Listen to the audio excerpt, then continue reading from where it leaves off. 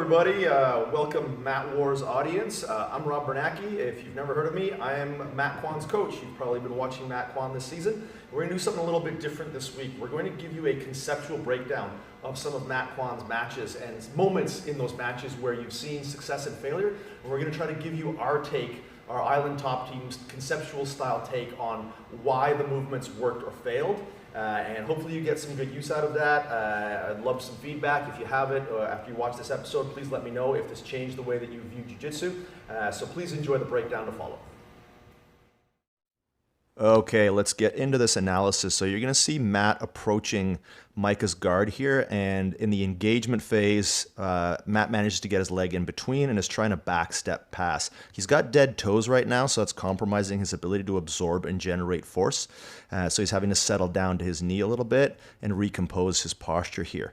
As he goes to backstep, you can see here Micah is controlling the range by using a frame. If he didn't use that frame, Matt would be able to backstep through. So there you can see that.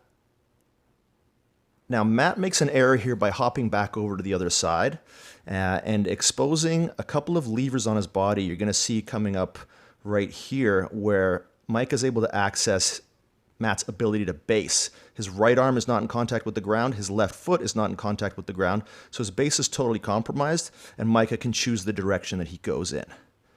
Micah chooses to pursue the arm triangle here. So now we're going to go through what Matt does to defend this arm triangle and what Micah does wrong. Matt does something really good here. He prevents the internal rotation of his shoulder, and he's controlling Micah's posture. Micah needs to generate force into Matt's shoulder to internally rotate it. You notice how Micah's got dead toes.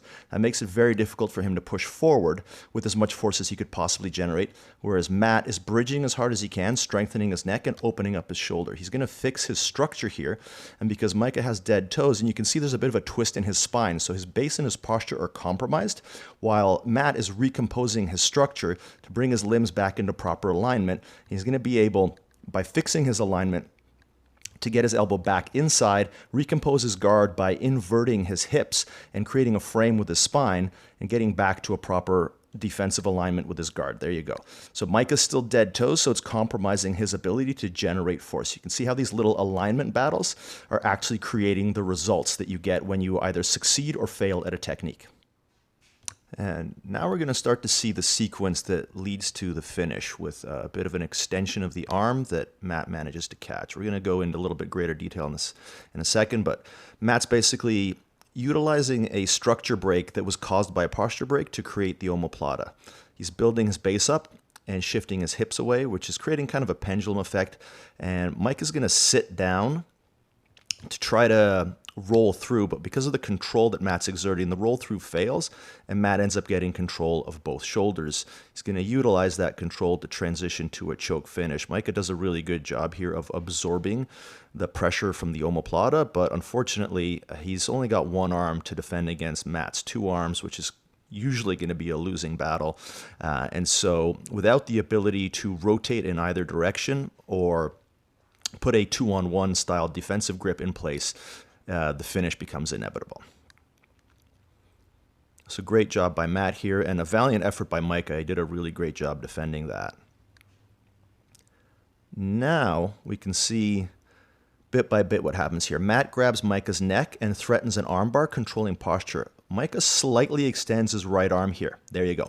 So Matt is accessing a lever to Micah's shoulder, and he's internally rotating his shoulder, which Micah can either stay here and absorb the pressure into the elbow and get arm locked, or he does the right thing. He turns his shoulder even more, giving Matt the omoplata.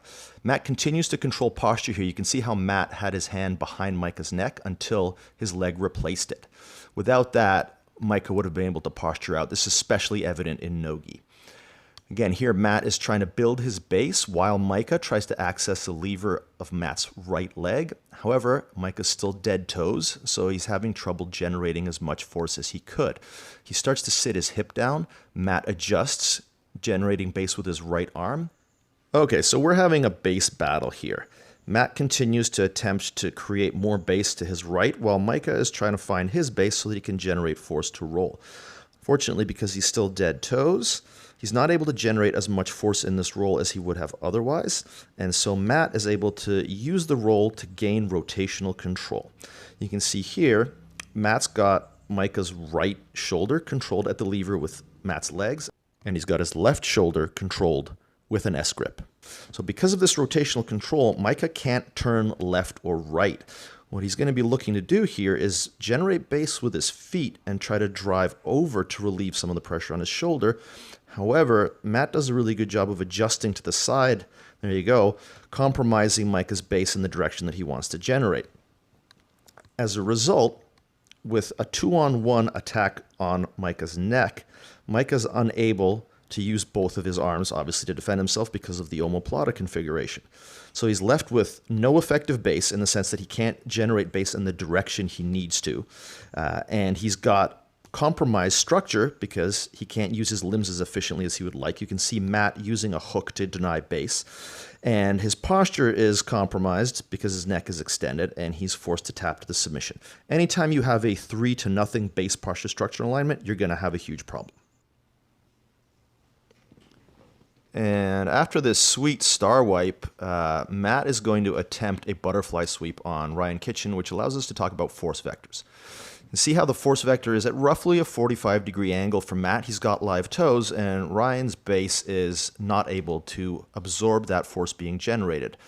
This allows Matt to complete the sweep. Anytime you're not able to match, your base is not able to match the force vector, you're going to have a serious problem.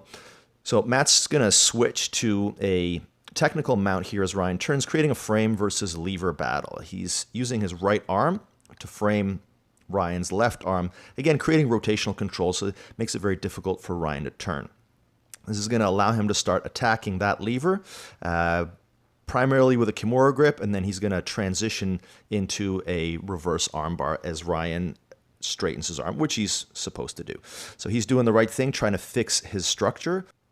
And while Ryan is trying to fix his structure, Matt is trying to break it, taking advantage of the opportunity there to take his left shin over Ryan's right bicep. This gives him even more powerful rotational control because he's temporarily controlling both levers to Ryan's shoulders.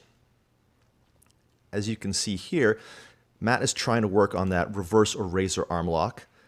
He needs to generate base to lift his hips to do that.